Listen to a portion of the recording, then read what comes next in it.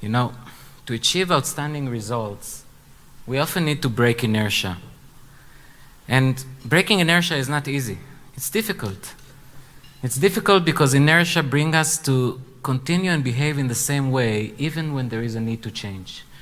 Even when we know that there is a need to change, we many times keep behaving in the same manner and expect different results. And breaking inertia means we need to change something fundamental in our practices. It means that we need to do something against what many people around us say this is the way things should be done. In this conference, you will hear great people that had the courage to break inertia in a very wide spectrum of industries, in the private domain, in the public domain, in government. It's quite amazing. And I would like to take this opportunity just to share with you an important lesson that my father taught us, which is also something common to all the people that you will hear in this presentation, something common that they have done in order to break inertia. You see, my father said that in order to break inertia, you need to exercise 3 powers that we have in our possession: emotion, intuition, and logic. It starts with emotion. You cannot expect to achieve great things in an area that you don't care about.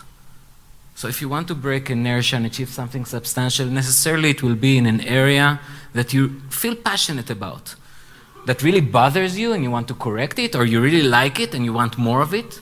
In an area that you care about, that you have emotion. Without emotion, you will not achieve a great thing. You will also not have the endurance, the persistence to learn from failures, because when you apply new things, you will fail from time to time. And instead of this being disappointment, you need to have this passion to learn from the failure and keep pushing forward. Now, emotion also fuels intuition. Intuition is our ability to jump to the conclusion even before we went through all the logical steps and only reconstruct logic in hindsight. Intuition is our ability to suddenly see the core problem and feel it's there before we have done the analysis, to see the solution and all it on as a whole, and only then put all the pieces together. That's intuition. Now, intuition alone can many times lead us astray. And very often it's incomplete.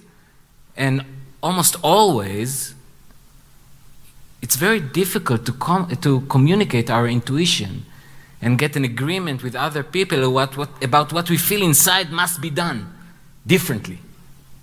And this is where logic comes into place. Intuition fuels logic, and logic then, we use logic in order to validate our intuition, to add the missing elements, and to communicate our intuition in a way that other people can understand and agree with us about what needs to be changed. And when we are able to achieve great things in an area that you really care about, our emotion will build up.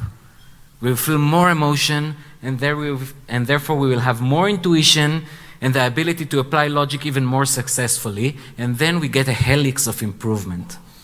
That was one of the important lessons my father taught us. And I encourage you throughout this conference, when you hear the presentations, to see how these great people, how they actually applied their emotion, their intuition, and their logic to achieve these great things.